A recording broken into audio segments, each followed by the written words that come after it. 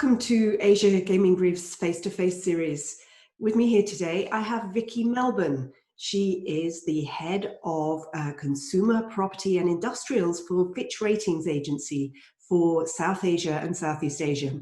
And she's going to talk to us about some of the credit implications from the COVID crisis. So thanks very much for joining us, Vicky. I'd like to kick off by asking you whether you have any serious concerns either regionally or individually about any of the operators coming out of COVID and given the sort of severe impact on the balance sheets. I mean, without a doubt, sort of COVID has had a big impact on a number of sectors, and one that we highlighted right at the start of the pandemic was the gaming sector. We saw a number of governments sort of take action that required a lot of the casinos operators that they were required to shut down, and we saw sort of Macau first off the rank in that respect when they were ordered to shut down by 2 months. And then being a business that's largely reliant on travel, on tourism, on sort of flights coming in, clearly there was going to be a significant implication. And as an agency, our approach to it was to really sort of focus on those sectors. Hand on heart, openly admit that we were actually surprised to the extent of the impact across the gaming sector. Just in terms of the significant decline on year gaming volumes. What we actually, as an agency, through this period up until now, I think we've downgraded, or we've taken roughly about 16 negative rating actions. Most of that has been down in the single B space. And that's where, as you go down the credit curve, that's where you're largely going to see sort of more of an impact on these businesses. To still today, we still maintain an overall negative stance in terms of, the overall sector outlook. It's really been dragging, hasn't it? The whole impact, it's gone on a lot longer than anybody thought. Did that factor into some of your thinking in terms of how long these companies could actually weather this? No, absolutely, definitely. I think sort of the length of it has certainly sort of dragged on for a lot longer than sort of most of us had anticipated. I mean, initially we were talking about a V-shaped recovery, but as we'll keep getting updates from our economics department, obviously we've revised a lot of our assumptions. So it certainly has dragged a lot longer than anyone had anticipated. Absolutely. Right. And before this all kicked off, there were an awful lot of capital expenditure plans out there, some very large ones in Singapore, Macau, Cambodia, just about anywhere really, in your hometown, Australia. Do you think they'll all go ahead as planned? I think at the moment, a lot of the operators are looking at sort of conserving costs and cash. I can't really see. I mean, we can certainly talk about Crown. I mean, Crown's slightly here in Sydney, slightly different. But I think sort of a key example is the integrated resorts plans in Japan. When we saw Las Vegas Sands sort of abandoned their plans to go into that market, and I think obviously the pandemic sort of really just has escalated and exacerbated a lot of the challenges that a lot of these casino companies were facing, particularly in markets like Japan, where they're already facing challenges with higher gaming taxes, the bureaucratic and the regulatory hurdles that they're going to face in any case. But I think a lot of the operators are really focused on conserving cash. We've seen them wherever they can cut a lot of their costs, and they're sort of operating at a bare minimum in terms of operating expenditure, and where they can save cash, I think they will. And in terms of If they did decide to go ahead, how easy would it be for them, do you think, to raise capital in the debt markets at this current moment in time for these projects? I'd say, I mean, we've seen more recent sort of the debt capital markets. There's definitely liquidity in the market, and I think there's certainly sort of cash that needs to be put to good use. It's obviously going to be a play of depending on where a particular operator sits across the actual on the credit scope.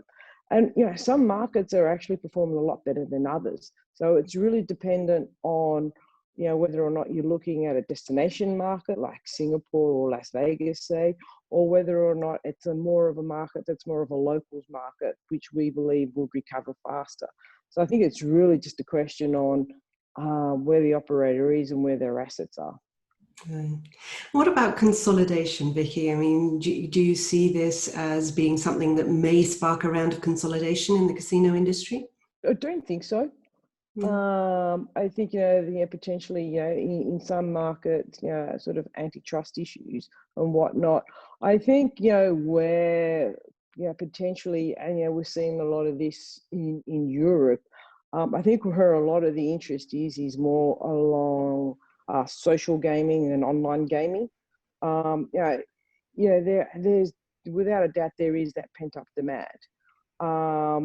But people, and there's in some markets there is a lack of other entertainment, and so what we've actually seen is people sort of go to the online markets as an alternative, and that's where, and before the pandemic we started to see an increase in online gaming, and that as a result of improvement around digitalization and IT. And I think sort of the pandemic has certainly just sort of brought a lot of these changes and structural changes to the market, brought them forward. So if there's going to be any, not so much consolidation, but any sort of M&A activity, it's probably more in that online space, online gaming, sports betting, those sort of, as opposed to more land-based. I'm not sure whether you saw the proposal from the Philippines to potentially allow some of their land-based companies to accept online bets. How would that change the perspective from your point of view, as a credit analyst? Is that a major positive? Yeah, absolutely. It's definitely It's definitely a positive. But again, to what extent does that online piece really sort of make up for what they're missing out on in terms of sort of visitation into the casinos? And again, the Philippines market is another one of those sort of destination markets as well. And the bulk of their visitors are from people in markets where online gaming isn't allowed in any case. So it's to what extent it's really just that domestic in terms of the Philippines locals, sort of in terms of online gaming. So I don't think it's really going to replace, but it certainly is a positive, just given some of the numbers that per call, although they're not sort of disclosed in as much detail as they used to, but just in terms of disclosure around what their gaming numbers are looking like, and they're pretty weak at the moment. One last question for you. This week, Fitch has put Crown Resorts on Credit Watch negative. Can you comment a little bit more about the rationale behind that? Yeah, certainly. So there's been an ongoing investigation into Crown, just around their anti-money laundering. And there was concern of potential. Initially, there was most of the talk was whether or not, to what could be the ramifications of the inquiries done by the New South Wales regulator. Our initial view was it was potentially going to be a monetary fine, and certainly the Crown balance sheet. There's a lot of headroom in there for a fine, even for one that's I think we've calculated it could probably, the financial profile can probably withstand a fine of about 800 million, and that would be a record fine. But the regulator has sort of come out and sort of questioned and sort of prevented Crown from actually opening their Sydney casino as planned early next year. So we've taken that as it increases the regulatory risks to whether or not Crown would actually still be able to hold that Sydney license. And then off the back of what the New South Wales regulator is doing, the regulators in Victoria and also in WA would no doubt look at the action that's been taken here in New South Wales. And so therefore, to what extent does that put pressure and what could potentially happen to their licenses in their other two markets? And so effectively what the rating watch does pick up is that change of stance and the tone that's come out of the New South Wales regulator, where potentially the loss of the Sydney license has increased. Thank you very much, Vicky. And actually, I will ask you just one more question while I've got you. What would you like to see? What would you like to see happening now for the Asia's casino market to get things started again? What would change the ball very much for you when it comes to your area of expertise? It will come down to the vaccine. Right across, whether it's in the US, Europe, or in Asia, what will be the real kicker in terms of sort of starting to see numbers sort of returning anywhere near the pre-pandemic levels? It's going to be a function of the vaccine. So if the vaccine does come in, we're probably sort of not really sort of expecting, therefore, any meaningful increase in gaming revenues until the second half of the year. But it's really, we need the vaccine. The vaccine will then open up the skies. And then you'll start to see a lot of these, as I said before, a lot of these sort of destination markets start to recover in earnest.